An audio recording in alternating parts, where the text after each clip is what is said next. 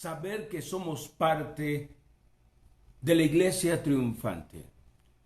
Al ser seguidores de Jesucristo, no somos cualquier gente, ni cualquier religioso, ni somos religiosos, ni somos cualquier persona que ha elegido el camino más triste y de fracaso y de derrota. No.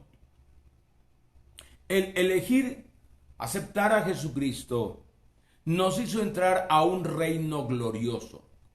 Nos hizo entrar el Espíritu Santo y su palabra a una familia gloriosa, a una iglesia, al cuerpo de Cristo, a la iglesia triunfante. Y hoy veremos dónde domina Satanás. Estamos en la serie La Iglesia Triunfante. Y tú has notado en estos días terribles muertes de personas, lo que está pasando en Afganistán, lo que sucedió en Haití con este terremoto reciente. ¿Cuántos muertos? Y luego esos motociclistas en la autopista México-Cuernavaca. Tragedia, terrible tragedia, varios heridos y varios automovilistas y camioneros dañados. ¿Quién es el causante? Y seguramente la pregunta que tú haces continuamente, ¿por qué lo permitió Dios? Por eso es de vital importancia que sepas estas enseñanzas. Que tú sepas por qué vives y por qué estás en la tierra y por qué eres parte de la iglesia triunfante, para aprender a tomar dominio sobre toda mentira del diablo y esforzarse a predicar esta palabra. Cuando me entero de estos motociclistas, la primera cosa que vino a mi mente es, ¿serían salvos?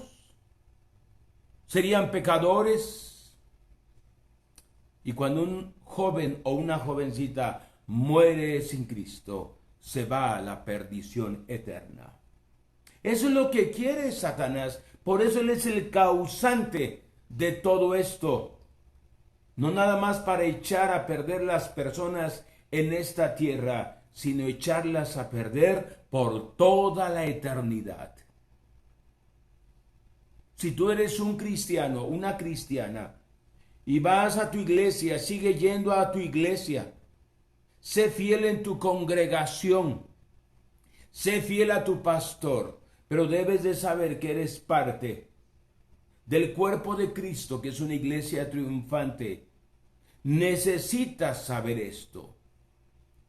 Estamos aquí en la serie La Iglesia Triunfante. El dominio de Satanás después de su caída también abarca los lugares celestiales. Efesios capítulo 6, verso 12 dice, porque no tenemos lucha contra sangre y carne, sino contra principados, contra potestades, contra los gobernadores de las tinieblas de este siglo, contra huestes espirituales de maldad en las regiones celestes. Efesios 6:12 nos dice que el reino de Satanás no solo abarca este mundo, también incluye los lugares conocidos en la Biblia como las regiones celestes o lugares celestiales. Efesios 6:12, si ya encontraste el libro de Efesios, leamos capítulo 6, verso 12. Porque no tenemos lucha contra sangre y carne, sino contra principados, contra potestades, contra los gobernadores de las tinieblas de este siglo, contra huestes espirituales de maldad, contra espíritus malignos en las regiones celestes. en los lugares celestiales. En lugar de huestes espirituales de maldad, una nota al margen de mi Biblia King James, la versión del Rey Santiago en inglés, dice: espíritus malignos en los lugares celestiales. Entonces podríamos leer este versículo: porque no tenemos lucha contra sangre y carne, sino contra espíritus malignos en los lugares celestiales. Por esto sabemos que Satanás gobierna en los lugares celestiales. La Biblia, sobre todo en el Nuevo Testamento, habla de tres cielos, no un cielo, tres cielos. Por eso el cielo a donde vamos no es exactamente este cielo azul. Hay tres cielos. ¿A qué se refiere la Biblia con lugares celestiales? De hecho, las Escrituras hacen referencia a tres cielos. Vemos una referencia directa a más de un cielo en 2 de Corintios, capítulo 12, verso 2. Vayamos a 2 de Corintios 12, 2. 2 de Corintios 12, 2. La mayoría de los eruditos de la Biblia están de acuerdo en que el apóstol Pablo estaba hablando de sí en este pasaje. Estaba hablando de sí mismo. Dice 2 de Corintios 12, 2. Conozco a un hombre en Cristo que hace 14 años, si en el cuerpo no lo sé, si fuera del cuerpo no lo sé, Dios lo sabe, fue arrebatado hasta el tercer cielo. Fue arrebatado hasta el tercer cielo. Leamos otra vez. 2 de Corintios 12, 2. Conozco a un hombre en Cristo que hace 14 años, si en el cuerpo no lo sé, si fuera del cuerpo no lo sé, Dios lo sabe, fue arrebatado hasta el tercer cielo. Fue arrebatado hasta el tercer cielo. Y dice el verso 3. Y conozco al tal hombre, si en el cuerpo o fuera del cuerpo, no lo sé. Dios lo sabe. Que fue arrebatado al paraíso, al cielo, donde oyó palabras inefables que no les es dado al hombre expresar. Por lógica se entiende que si hay un tercer cielo, entonces debe de haber un primero y un segundo cielo. De otra manera no tendría sentido que las Escrituras mencionaran un tercer cielo. El primero de los tres cielos que está justo encima de nosotros es lo que llamamos los cielos atmosféricos o los lugares celestiales. Más allá de esto, afuera en el espacio, está la región donde se encuentran las estrellas, el sol, la luna y los planetas. O sea, el cielo estelar o el espacio, que puede hacer referencia al segundo cielo. Y más allá de esto, más allá de lo que la ciencia conoce o ha podido explorar, está el tercer cielo, el cielo de los cielos, donde se encuentra el trono de Dios. En las Escrituras encontramos algo de información acerca del tercer cielo. Por ejemplo, sabemos que bajo el nuevo pacto, el paraíso se encuentra allí. Vamos a leer Lucas 23:43. Vamos a leer 12:4. Vamos a leer Apocalipsis 2:7.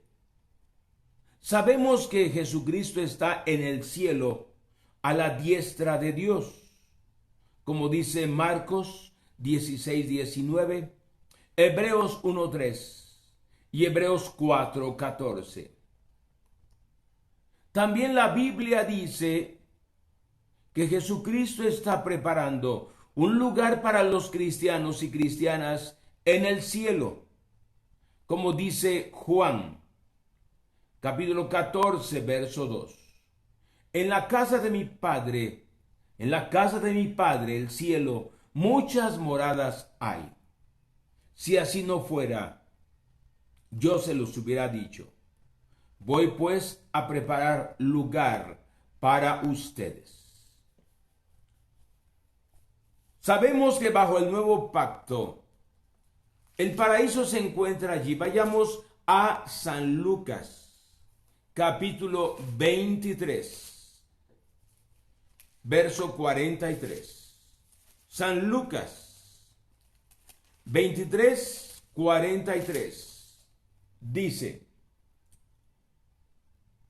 Entonces Jesús le dijo: de cierto te digo que hoy estarás conmigo en el paraíso.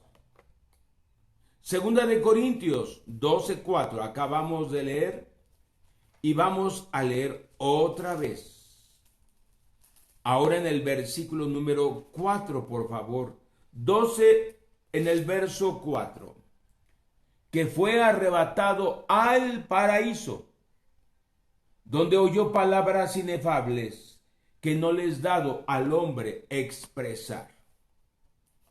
Ahora Apocalipsis, capítulo 2, verso 7. Dice el verso 7. El que tiene oído, oiga lo que el Espíritu dice a las iglesias. Al que venciere, le daré a comer del árbol de la vida, el cual está en medio del paraíso de Dios. Sabemos que Jesucristo está en el cielo a la diestra de Dios. Hebreos 1:3. Vayamos aquí a Hebreos, capítulo 1, en el verso 3. 1:3 dice: el cual, siendo el resplandor de su gloria y la imagen misma de su sustancia, y quien sustenta todas las cosas con la palabra de su poder, habiendo efectuado la purificación de nuestros pecados por medio de sí mismo, se sentó a la diestra de la majestad en las alturas. Jesucristo se sentó a la diestra de la majestad en las alturas. Ahora Hebreos capítulo 4, verso 14. Por tanto, teniendo un gran sumo sacerdote que traspasó los cielos, Jesús, el Hijo de Dios, retengamos nuestra profesión. ¿Qué dice? Teniendo un gran sumo sacerdote que traspasó los cielos. No habla en singular que traspasó el cielo, sino los cielos. Los cielos. Ahora en San Marcos, Evangelio de San Marcos 16, capítulo 16, verso 19. Y el Señor, después que les habló, fue recibido arriba en el cielo y se sentó a la diestra de Dios. Y luego también en Juan, capítulo 14, verso 2. Por eso todos los cristianos y cristianas bíblicos, todos los cristianos evangélicos, todos los cristianos que creemos en Cristo de acuerdo a las Sagradas Escrituras, tanto creemos en el cielo, como también creemos y estamos seguros que iremos allá. Por eso en esta tierra estamos aprovechando la vida que Dios nos da para compartir las buenas nuevas, para compartir el Evangelio, para que con su palabra se salven almas, se salven vidas de la condenación eterna.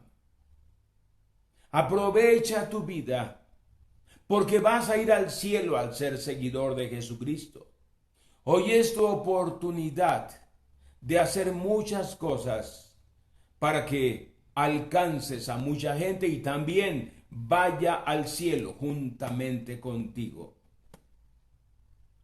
La vida se va muy rápido en esta tierra. Hay que aprovecharla lo mejor posible en el reino de los cielos. Gente se está muriendo. Gente está falleciendo. Gente está siendo enterrada o cremada. ¿A dónde fueron sus espíritus y sus almas? ¿A dónde se fueron? ¿Se irían a la condenación eterna o se irían al cielo? Tú no puedes asegurar que se fueron al cielo si no conocieron a Jesucristo conforme a las Sagradas Escrituras. Tú no puedes afirmar, aunque estés emocionado o emocionada y quisiste mucho a esa persona y ahorita desearle lo mejor y externar los mejores anhelos para esa persona y decir: en el cielo me estás mirando. ¿Cómo estás seguro que está en el cielo si en esta tierra hay muchos que no quieren escuchar de la Biblia? Y si mueren, ¿cómo decir que se fue al cielo si ni siquiera quisieron escuchar un versículo bíblico? ¿Cómo puedes afirmar que fue al cielo si eran ateos, o eran humanistas, o eran agnósticos, o eran mormones, o eran testigos de Jehová, o eran adventistas, o eran católicos romanos, y realmente no conocen a Jesucristo conforme a su palabra? Para ir al cielo hay necesidad de recibir el milagro del nuevo nacimiento y amar a Dios con todo el corazón y al prójimo como a nosotros mismos. La existencia del cielo es real. Si la existencia del tercer cielo es real, ¿cuánto más de que Jesucristo es el único Salvador para llevarnos al cielo, como dice Juan 14, desde el verso 1? No se turbe vuestro corazón. Creen en Dios, crean también en mí. En la casa de mi Padre muchas moradas hay. Si así no fuera, yo se los hubiera dicho. Voy pues a preparar lugar para ustedes. Y si me fuere y les preparare lugar, vendré otra vez y les tomaré a mí mismo, para que donde yo estoy, ustedes también estén. Y Juan 14, 6, Jesús le dijo, o más bien siguiendo en el verso 4 para que todo lo relaciones. Y saben a dónde voy y saben el camino. Le dijo Tomás: Señor, no sabemos a dónde vas. ¿Cómo pues podemos saber el camino? Jesús le dijo: Yo soy el camino y la verdad y la vida. Nadie viene al Padre sino por mí. Si me conocieran, también a mi Padre conocerían, y desde ahora le conocen y le han visto. Con certeza sabemos que los cristianos y cristianas, cuando mueren o fallecen, van al cielo para estar con Jesucristo. como leíamos en Juan 14, verso 3. Él dijo, y si me fuere y les prepararé lugar, vendré otra vez y les tomaré a mí mismo para que donde yo estoy, ustedes también estén. Pablo nos dijo que los creyentes cuando mueren van para el cielo. Así lo dice el libro de Filipenses. Filipenses capítulo número 1, verso 21. Leamos por favor. Acompáñame con tu Biblia capítulo 1, versículo 21 y 23. Dice, porque para mí el vivir es Cristo y el morir es ganancia. Por eso los verdaderos cristianos y cristianas no le tienen miedo a la muerte. No le tienen miedo a la enfermedad, ni menos a un virus. No le tienen miedo a los accidentes. Un cristiano, una cristiana vive seguro, vive segura, porque está habitando al abrigo del Altísimo. Puedes viajar con esa seguridad, con esa certeza. No des lugar a la duda, al miedo, al pánico. Puedes estar seguro y segura en tu casa, en tu trabajo, en tu centro de trabajo. Miren qué convicción de Pablo, porque para mí el vivir es Cristo y el morir es ganancia. Verso 22. Mas si el vivir en la carne resulta para mí en beneficio de la obra, no sé entonces qué escoger. Pablo estaba seguro de ir al cielo y deseaba estar en el cielo. Cuando preguntamos a los congregantes, a los creyentes, ¿cuántos van al cielo? Todos levantan la mano. Y cuando preguntamos cuándo quieren ir hoy al cielo, nadie levanta sus manos porque piensan en la muerte. No. Pablo no pensaba en la muerte, por eso él dijo, para mí el vivir es Cristo. Sabía lo que había en el cielo. Él había recibido una probadita del Señor, como leíamos en 2 de Corintios 12. Un lugar extraordinario, maravilloso. No existe en esta tierra ni en algún rincón del universo lo que es el cielo. Pero él sabía que si estaba en este cuerpo físico y en esta tierra, sabía que estaba en beneficio de la obra. En beneficio de la obra. Dios te ha dado vida en estos meses. Dios ha preservado tu vida en estos meses. Ahora, ¿para qué Dios te dio vida?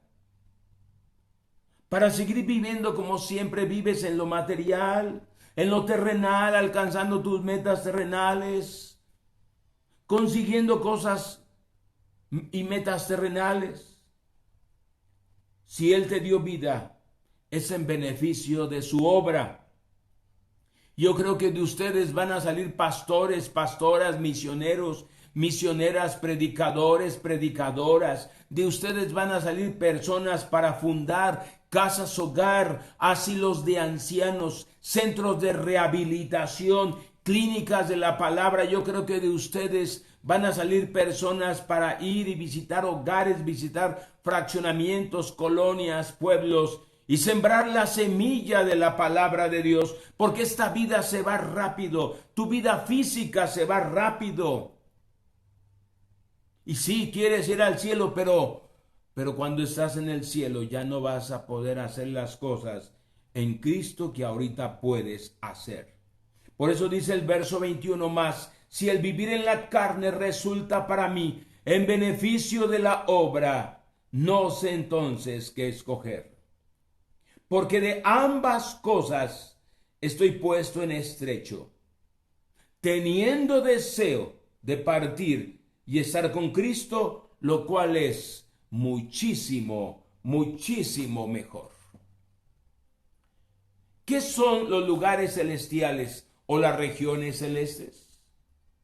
La Biblia no solo menciona un cielo, también menciona y habla de los lugares celestiales, como leíamos en Efesios 6:12, que dice: no tenemos lucha contra carne ni sangre, sino contra principados, potestades, gobernadores de las tinieblas de este siglo, huestes espirituales de maldad, en los lugares celestiales o en las regiones celestiales. Dice Kenneth E. Hagin que en 1952 se me apareció en una visión de la cual me referiré ampliamente en otro mensaje de esta serie. Él me habló durante 1 hora y media acerca de Satanás, de los demonios y de la posesión demoníaca. Una de las cosas que me dijo fue que había 4 tipos, 4 clases o 4 categorías de demonios o espíritus malignos mencionados por Pablo en Efesios capítulo 6. Me dijo que al enlistar estos poderes demoníacos, Pablo comenzó en lo último de la lista con el demonio de más baja clase y siguió hacia arriba por sus jerarquías. Principados, potestades, gobernadores de las tinieblas de este siglo y huestes espirituales de maldad en las regiones celestes. O como dicen algunas otras versiones, espíritus malignos en los lugares celestiales. Por eso, cuando vemos aquí en Efesios capítulo 6, que no tenemos lucha contra sangre y carne, sino contra principados, contra potestades.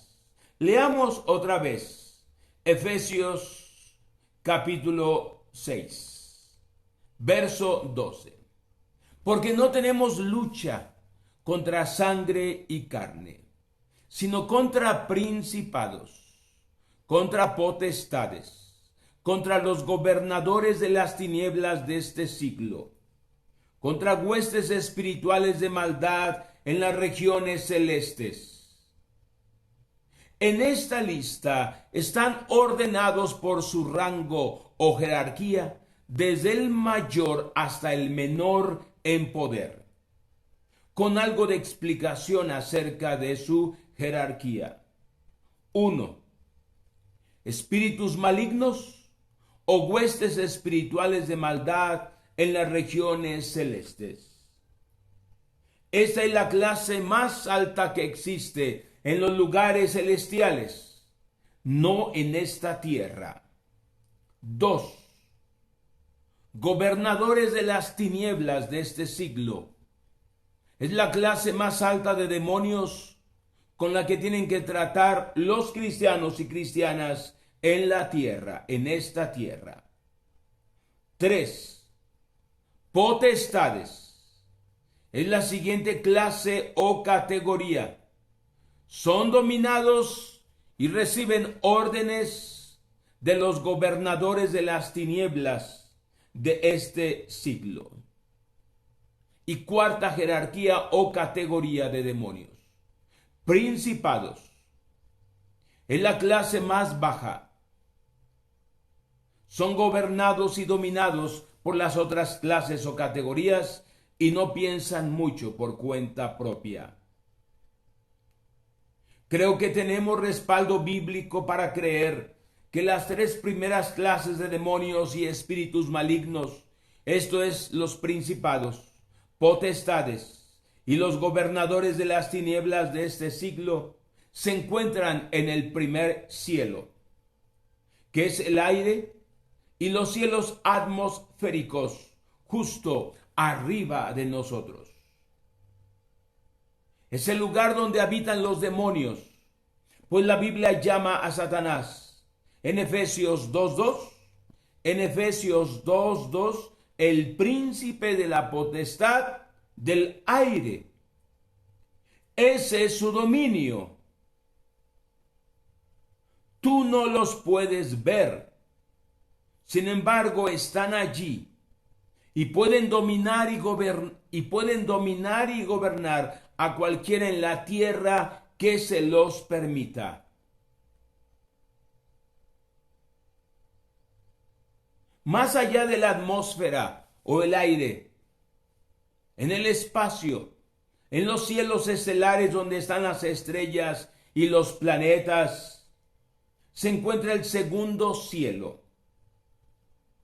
Personalmente creo que este lugar es el que la Biblia llama en Efesios 6:12 regiones celestes. Este es el lugar donde gobiernan los espíritus malignos o las huestes espirituales de maldad en las regiones celestes. Después de este se encuentra el tercer cielo, el cielo de los cielos, el ámbito del paraíso, donde está el trono de Dios, donde están las mansiones celestiales, donde está la nueva Jerusalén, la ciudad de oro con calles de oro, puertas de perlas, donde está la ciudad de Sión, a los lados del norte la ciudad de Sión, donde será la gran cena de las bodas del Cordero con su iglesia, en esas mansiones celestiales. El tercer cielo, y hay un grupo musical que se llama el tercer cielo, ni merece llamarse tercer cielo. Ese no es el tercer cielo, porque ahora cuando decimos tercer cielo, rápidamente ubicas a esos cantantes. No merecen ponerse ese nombre. El tercer cielo es único en grandeza, en gloria, pues es el cielo de los cielos, el cielo de los cielos, el ámbito del paraíso donde está el trono de Dios. Y claro está que en el ámbito de Dios no hay espíritus malignos, no hay ningún ser maligno. Y como dice Apocalipsis 21 y 22, ninguna cosa inmunda puede entrar aquí. Hay un reino doble. Ahora sabemos que los lugares celestiales son el dominio de principados, potestades, gobernadores de las tinieblas de este siglo y huestes espirituales de maldad en las regiones celestes.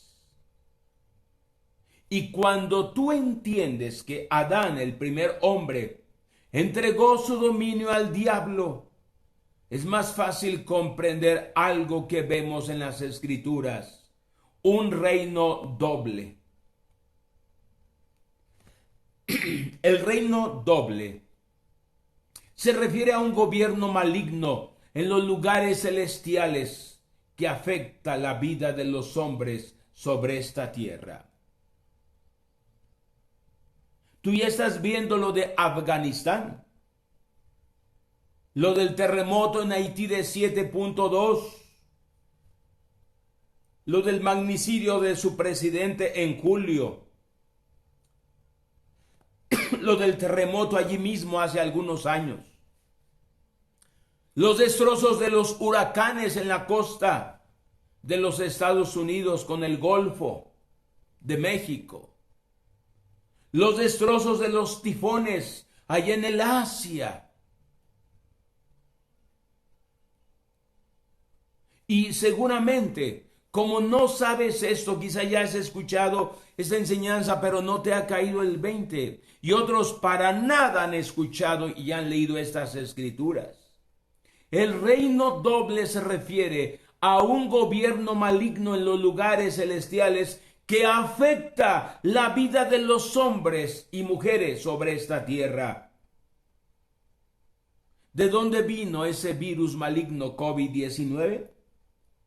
Seguramente el diablo lo sembró en China, allí con prácticas ocultistas y satanistas y con tantas cosas y más, la maldad de los científicos, esas mentes malévolas que no son para beneficiar a la humanidad, sino destruir a la humanidad. Pero ¿de dónde vino eso exactamente? De un gobierno maligno en lo celeste. El reino doble se refiere a un gobierno maligno en los lugares celestiales que afecta la vida de los hombres y mujeres en esta tierra. Si se les permite,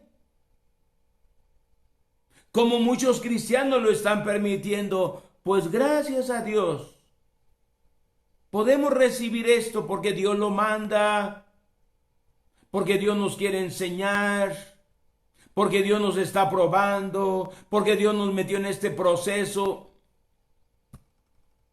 Allí el cristiano y la cristiana le está permitiendo a las fuerzas espirituales invisibles de maldad que hagan lo que gusten. Cuando el cristiano y cristiana está equivocadamente creyendo que Dios manda las cosas malas para que tú aprendas y seas corregido o corregida. ¿Cómo se van a detener las obras malas pensando y creyendo equivocadamente? Si se les permite, estas fuerzas espirituales invisibles gobiernan y dominan a hombres y a mujeres que a su vez gobiernan un reino terrenal visible. Y aquí abarca a funcionarios, a presidentes, a primeros ministros, a reyes, a reinas, a príncipes, a gobiernos nacionales y aún a gobiernos mundiales o personas que tienen influencia mundial como la ONU, la UNESCO, organizaciones mundiales como el LGTB, el Banco Mundial. Son personas detrás de esas organizaciones, pero detrás de esas personas hay una fuerza espiritual invisible, que están siendo manejados como marionetas. Los que dirigen el Banco Mundial, la ONU, la UNESCO y tantas organizaciones mundiales. Los que son líderes de religiones mundiales. Hay una fuerza espiritual invisible detrás del islamismo, detrás del budismo, detrás del brahmanismo, detrás del hinduismo, detrás del catolicismo romano, detrás del ateísmo, detrás del humanismo. Si te cae el 20 vas a entender muchas cosas y tu forma de orar será diferente. Tu forma de orar será revolucionaria. Tu forma de vivir la vida cristiana será fuera de serie. Tu manera de servir al Señor será fuera de serie. Si se les permite, estas fuerzas espirituales invisibles gobiernan y dominan a hombres que a su vez gobiernan un reino terrenal visible.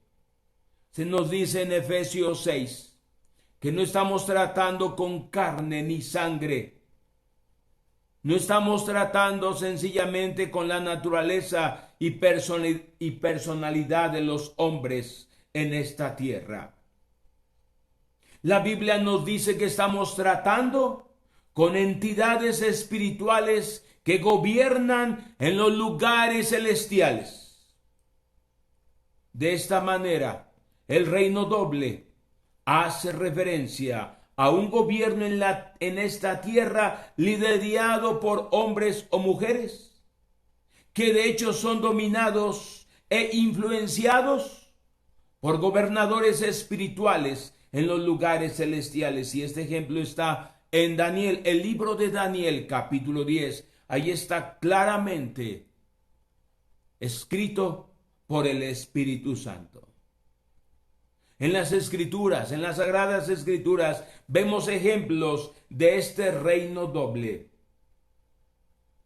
Ezequiel 28:2 dice: Hijo de hombre, di al príncipe de Tiro, así ha dicho Jehová el Señor, por cuanto se enalteció tu corazón y dijiste: yo soy un Dios. En el trono de Dios estoy sentado en medio de los mares, siendo tú hombre y no Dios, y has puesto tu corazón como corazón de Dios. Allí habla del príncipe de Tiro. Pero en Ezequiel 28, 1 al 10, un mensaje profético es dado a través del profeta Ezequiel al príncipe de Tiro, un hombre que se había inflado en orgullo.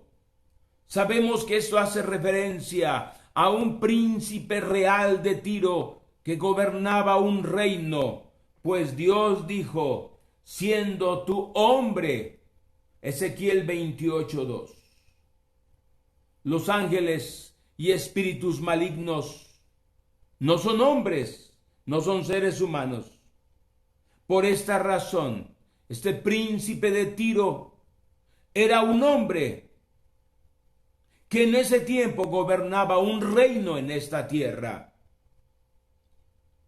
Pero después, en este mismo capítulo, del verso 11 al 19, otra palabra profética es dada. Ya no se menciona el príncipe de Tiro, sino el rey de Tiro. Otra palabra profética es dada, pero esta es dirigida al rey de Tiro, que no era un hombre. El rey de Tiro era un poder espiritual maligno gobernado en los lugares celestiales. Por favor, lee Ezequiel 28, 12 al 13, por favor. Busca ahí Ezequiel 28. Hijo de hombre, levanta endecha sobre el rey de Tiro y dile: así ha dicho Jehová el Señor. Tú eras el sello de la perfección, lleno de sabiduría y acabado de hermosura. En Edén, en el huerto de Dios estuviste. De toda piedra preciosa era tu vestidura. Y termina diciendo el verso 13: los primores de tus tamboriles y flautas estuvieron preparados para ti en el día de tu creación. Ahí ya no se refiere a una persona humana, sino a un demonio, el rey de Tiro. Por eso la misma Biblia nos dice: oren por sus autoridades, porque son humanos que fácilmente pueden ser manejados por estos gobernadores de las tinieblas. Toda clase de autoridad son seres humanos vulnerables, vulnerables a enfermedades, vulnerables a accidentes, vulnerables a traiciones, vulnerables a cambiar de ideas, a cambiar su mentalidad, vulnerables de muchas maneras. Aunque tienen una posición de autoridad y tú los ves bien alto y bien fuertes y poderosos, pero son seres humanos muy vulnerables. Y fácilmente pueden ser gobernados o influenciados por demonios. Por eso a través de los años y en diferentes naciones, no nada más nuestra nación, vemos variabilidad en esos seres humanos. Vemos fallas, defectos al gobernar. Por eso hay necesidad de orar por nuestras autoridades, no nada más bendecirlas, sino tomar autoridad en el nombre de Jesús sobre esos demonios que quieren influenciarles día con día momento a momento. Hemos visto ya que este pasaje hace referencia a Lucifer, el príncipe de Tiro, un hombre. No le hubiera sido posible estar en Edén, el huerto de Dios. No había aún nacido ese hombre o no había sido formado ese hombre. No, este rey de Tiro no hace referencia a un hombre. Hace referencia a un ser creado, Lucero. Un ser espiritual caído que gobernaba un reino terrenal desde su posición de liderazgo en los lugares celestiales, como dice del verso 13 al 15. A partir de estos dos seres, el príncipe de Tiro, un hombre, y el rey de Tiro, un ser espiritual, el mismo Lucero o Lucifer, la Biblia nos da la verdad del reino doble. Uno natural en la tierra, que es gobernado por hombres o mujeres, pero es dominado por un reino espiritual gobernado por huestes espirituales de maldad en los lugares celestiales. Hitler, Adolfo Hitler, Mussolini, el emperador en Japón, hombres, seres humanos, pero claramente se veía que detrás de ellos y sobre ellos había una potestad de maldad, mucha maldad, un reino doble en el libro de Daniel. Y así podríamos nombrar a Gaddafi allá en Libia, Saddam Hussein en Irak, Fidel Castro en Cuba, Hugo Chávez en Venezuela, un Pinochet en Chile, etcétera, muchos ejemplos. Y podríamos caer o podría explicarles cosas específicas. Por eso estés donde vivas, de la nacionalidad que seas, ora por tus autoridades. Bendíceles y empieza a ejercer autoridad sobre algunos asuntos específicos. ¿Cómo es que tan fácilmente muchos gobiernos están siendo convencidos para legalizar el aborto, legalizar la matanza de bebés no nacidos? ¿Cómo es que tan fácil muchos gobiernos, como si se pusieran de acuerdo todos los gobiernos, legalizar las bodas gays?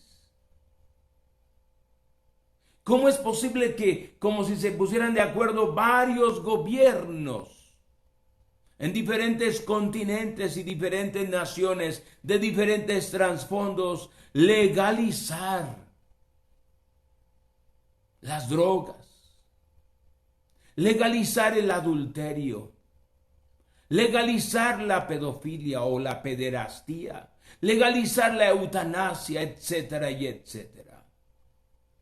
Porque hay un reino espiritual sobre ellos, pero no el reino de Dios. No ceses, aprende primero a orar por tus autoridades y no ceses de orar por ellas. Un reino doble en el libro de Daniel. En este libro de Daniel encontramos otro ejemplo del reino doble. Daniel había estado ayunando y buscando a Dios. Un ángel se le apareció y le dio una revelación de Dios.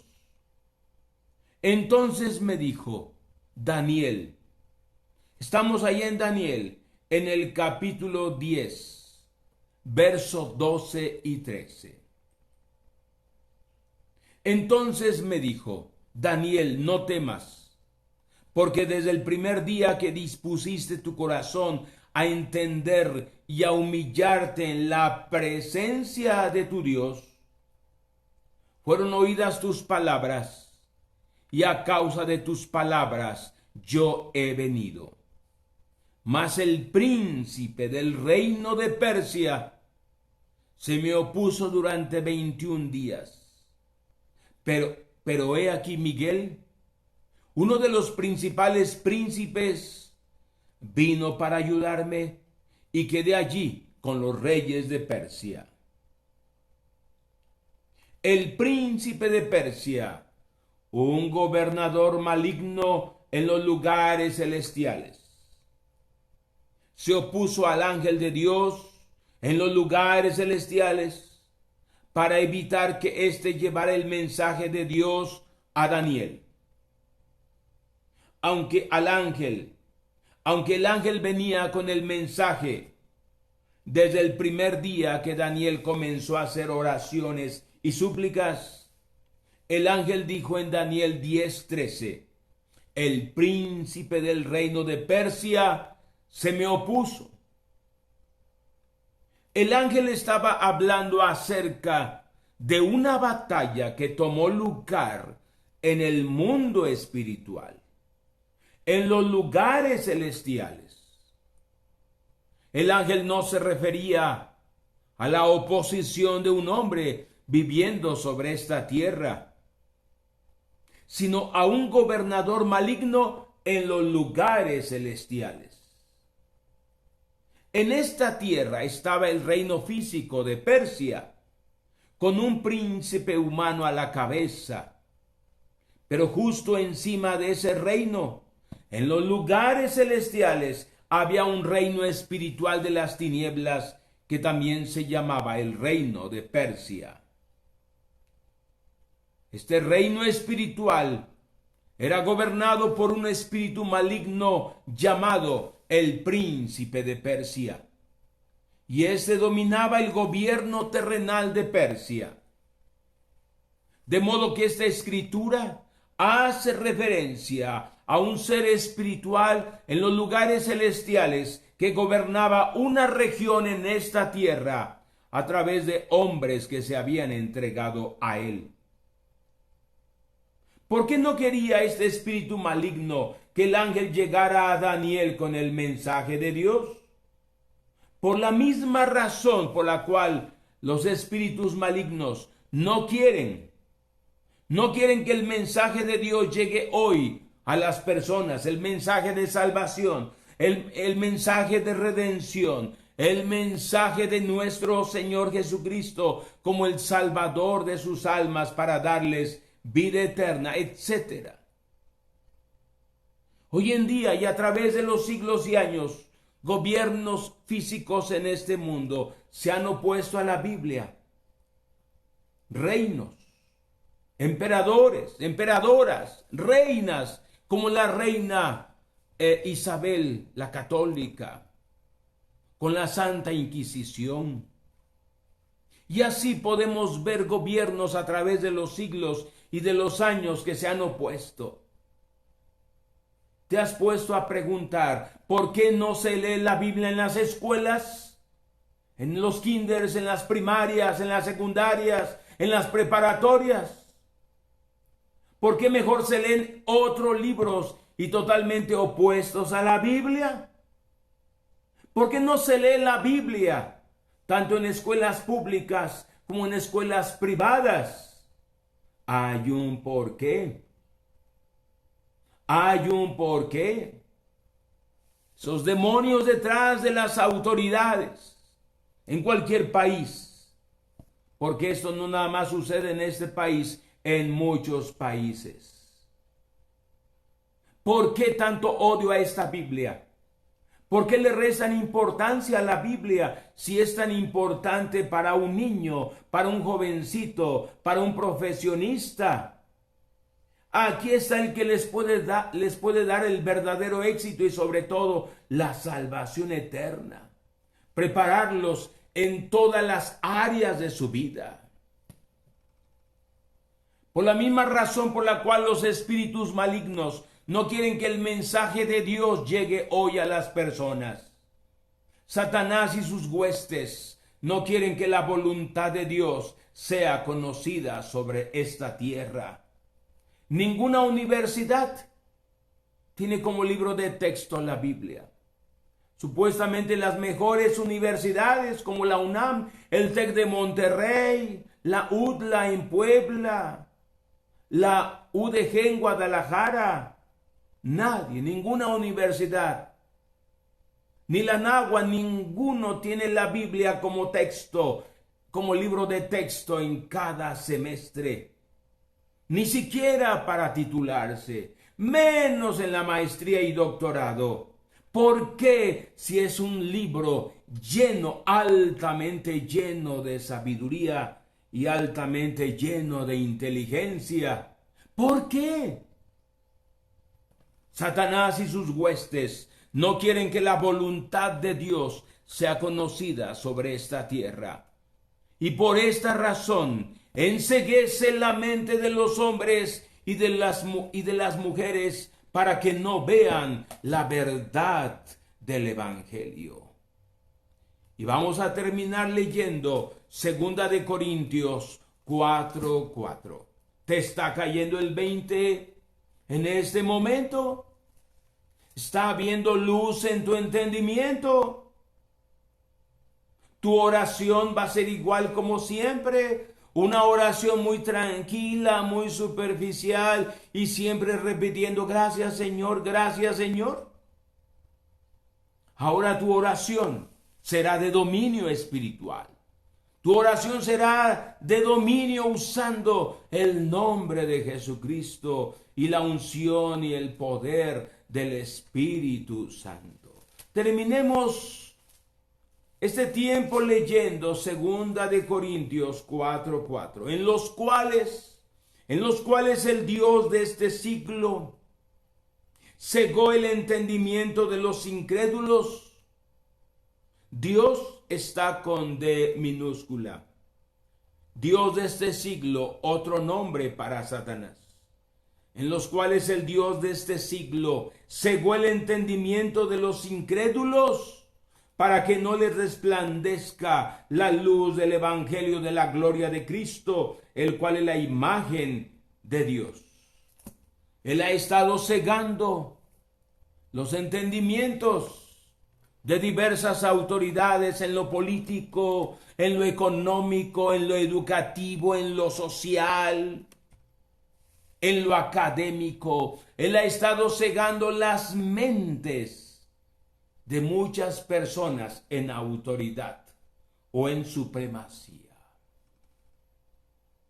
Por eso hay necesidad de que ores por esas autoridades políticas, esas autoridades empresariales, esas autoridades educativas, esas autoridades en lo cultural, en lo académico.